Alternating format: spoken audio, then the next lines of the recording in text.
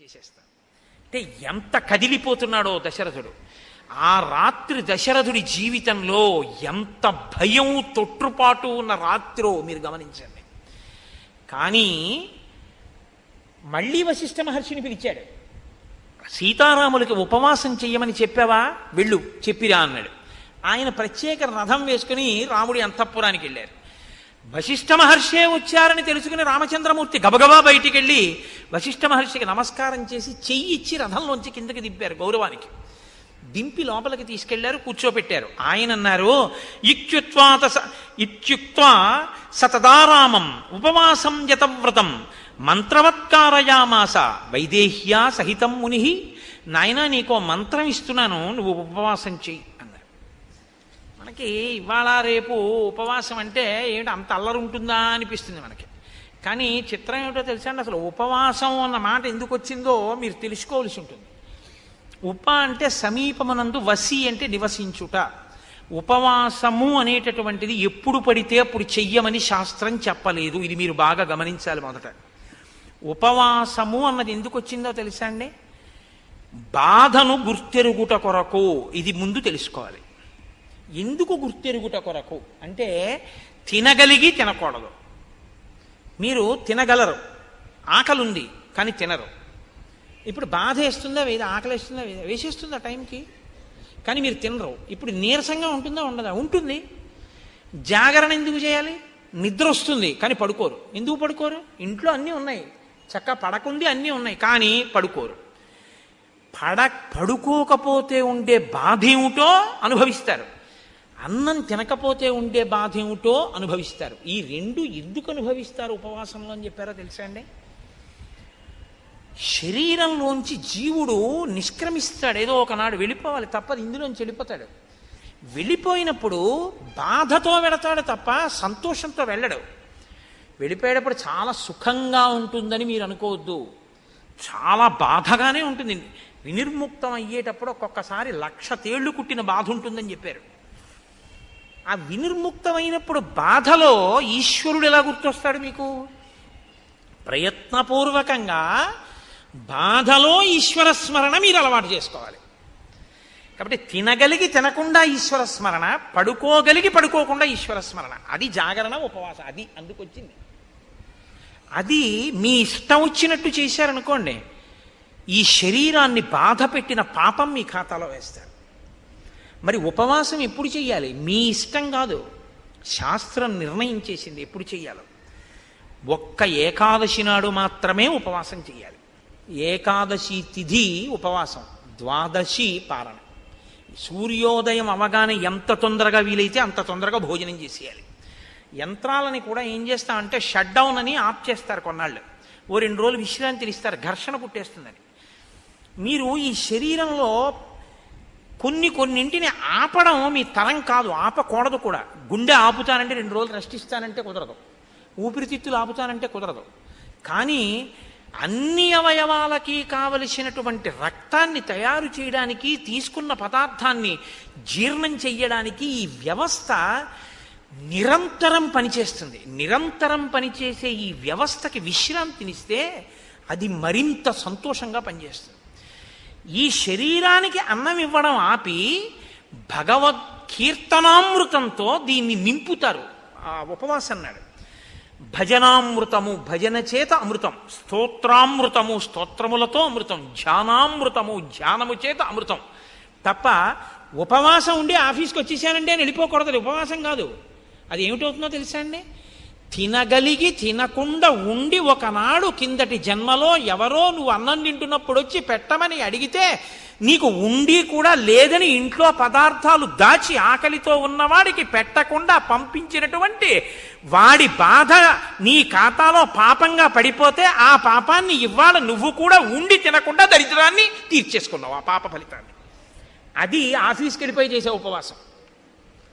ఉపవాసం అంటే ఆఫీస్కి వెళ్ళిపోతే ఉపవాసం చెయ్యొద్దు. అందుకే రోజూ చెయ్యండి, శనివారం చేయండి, సోమవారం చేయండి, మంగళవారం చేయండి, శాస్త్రం చెప్పలేదు. ఆమరణ నిరాహార దీక్ష అన్నాడు ఒక ఆయన. మహాపాపము. ఈ శరీరాన్ని శోషింపచేసే అధికారం నీకు లేదు అన్నం పెట్టకుండా. దీన్ని అన్నం పెట్టకుండా శోషింపచేస్తే ఈశ్వరుడు వ్యగ్రత పొందుతాడు. నేను ధర్మశాస్త్రం కావాలంటే మీరు బృహదారణ్యకోపనిషత్తు చూడండి. బృహదారణ్యకోపనిషత్తులో ఉపవాసం గురించి మంత్రం ఉంది.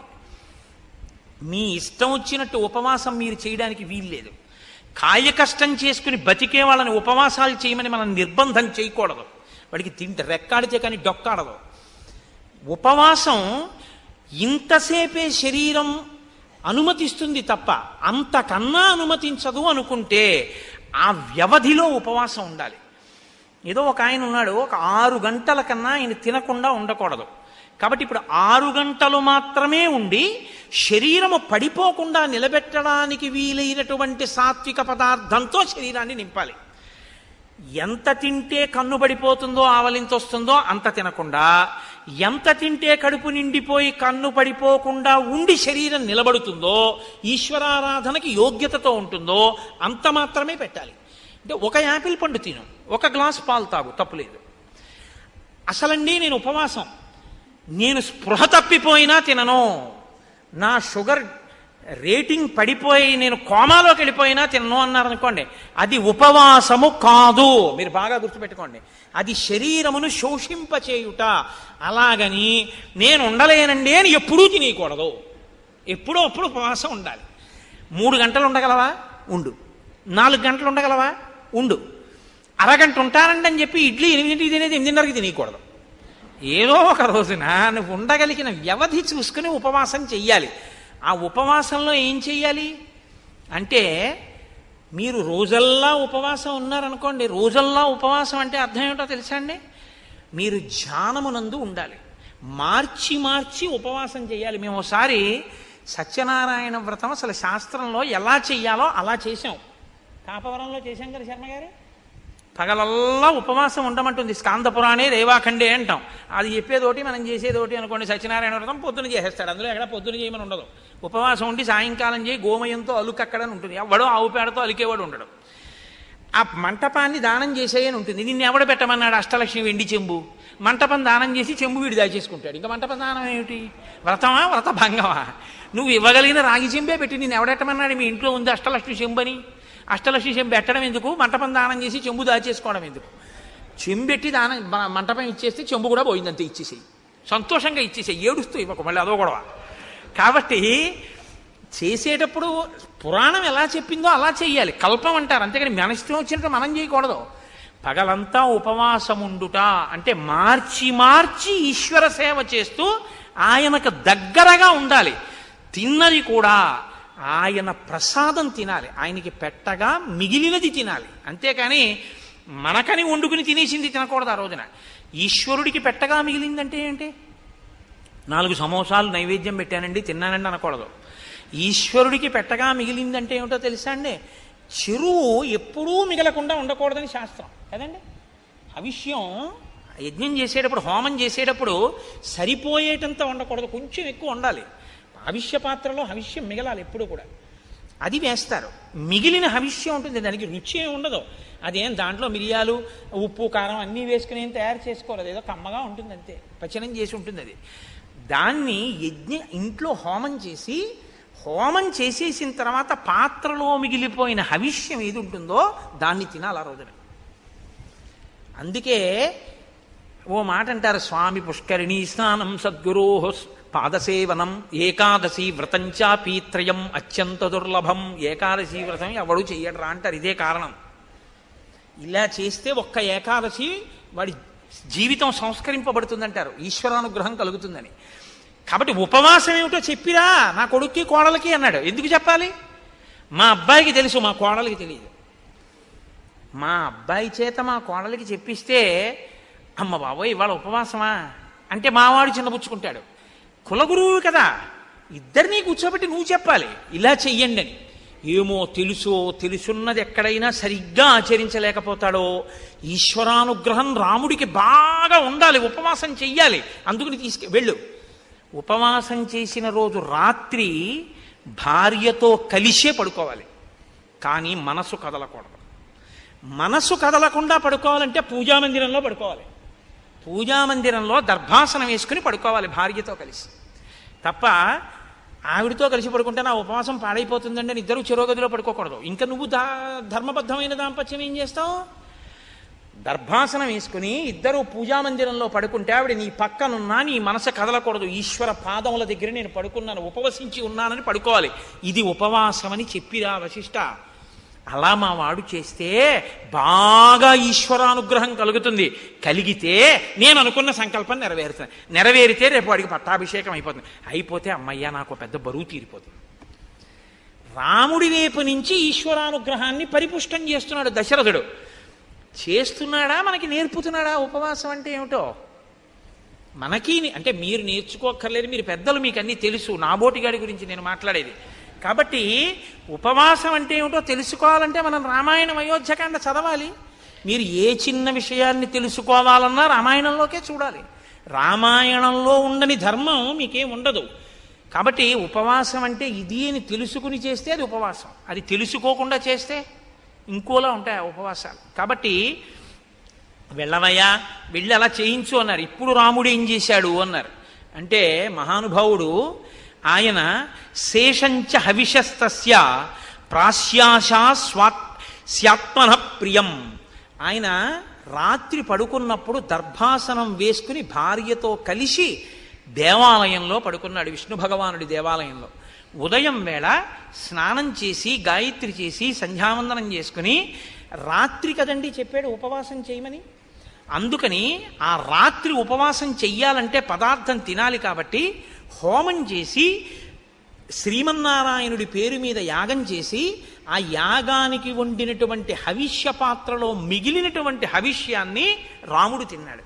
రాముడు తిన్నాడు అని చెప్తే సీతమ్మ కూడా తిన్నట్టే. వాళ్ళిద్దరూ ఆ హవిష్యాన్ని తిన్నారు.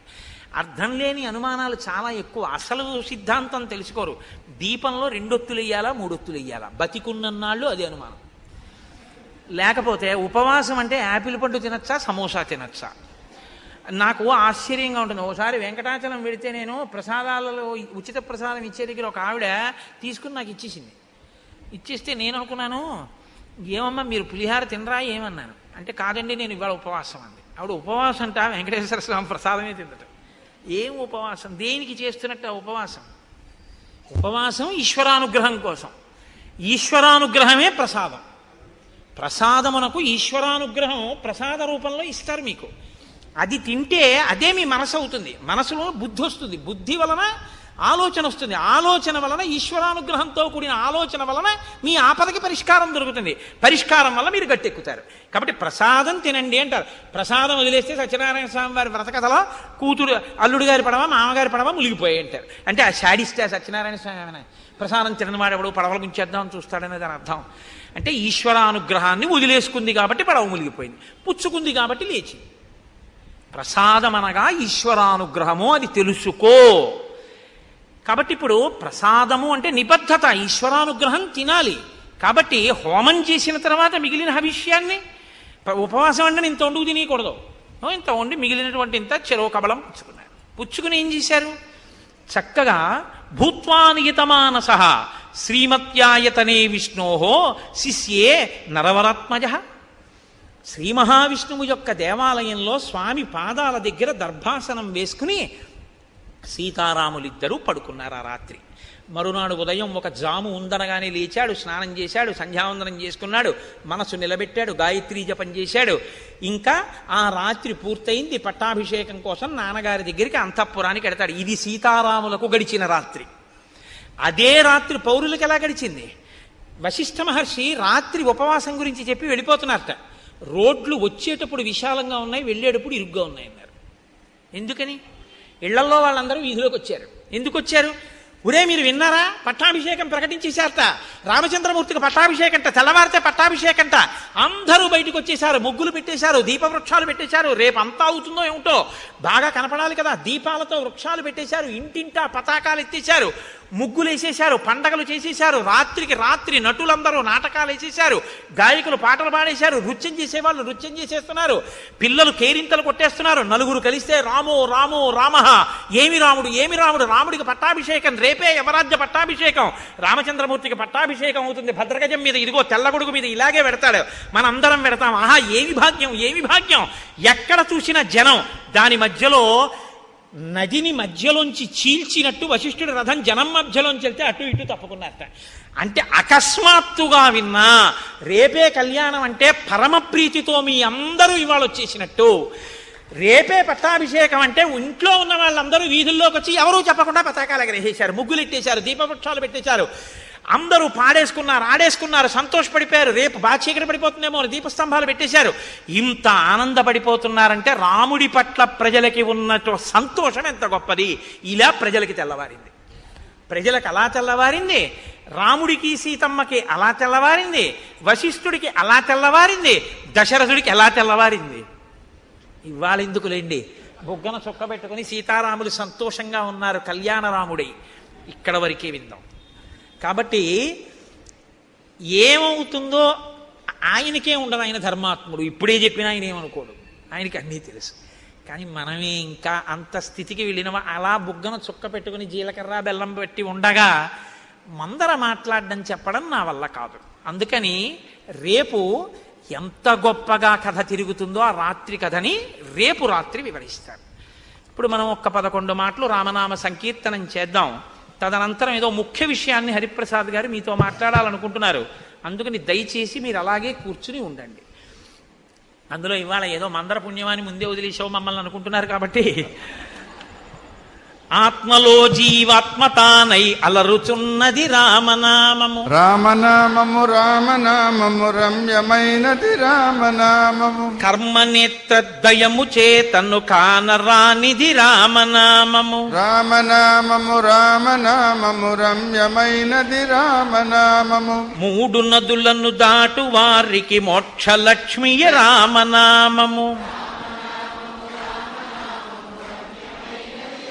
నామము త్రిపుట మధ్యమునందు వెలిగే జ్ఞాన జ్యోతియే రామనామము. రామనామము రామనామము రమ్యమైనది రామనామము. దూరదృష్టియులేని వారికి దుర్లభము శ్రీరామనామము. రామనామము రామనామము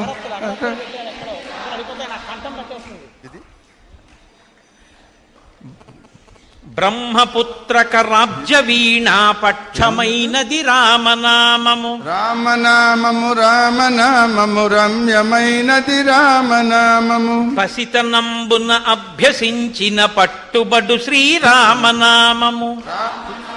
రామనామము రమ్యమైనది రామనామము. మరణకాలమునందు ముక్తికి మార్గమగు శ్రీరామనామము. రామనామము రామనామము రమ్యమైనది రామనామము.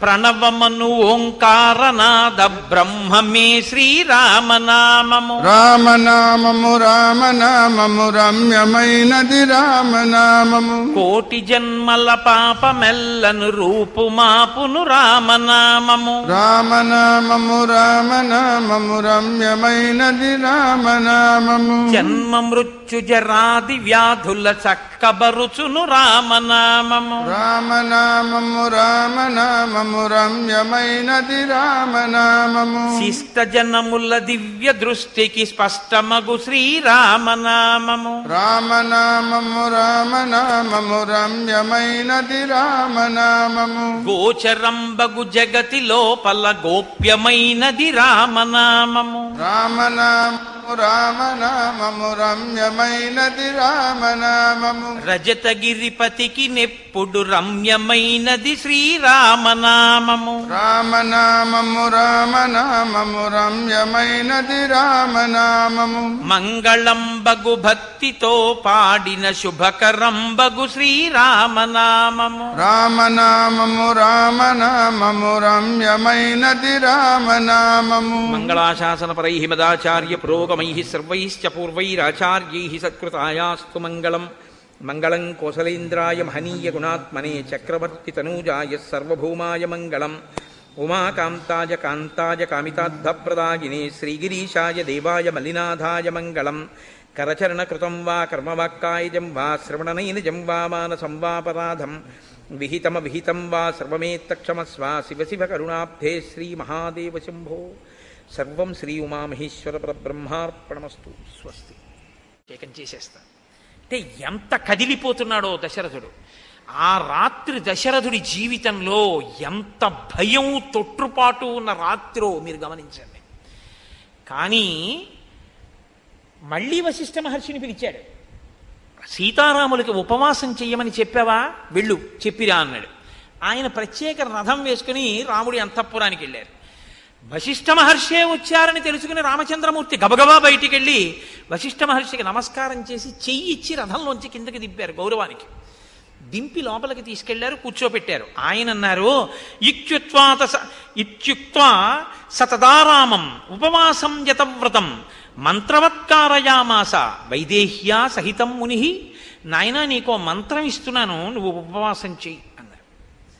మనకి ఇవాళ రేపు ఉపవాసం అంటే ఏమిటి అంత అల్లరి ఉంటుందా అనిపిస్తుంది మనకి. కానీ చిత్రం ఏమిటో తెలుసా అండి, అసలు ఉపవాసం అన్న మాట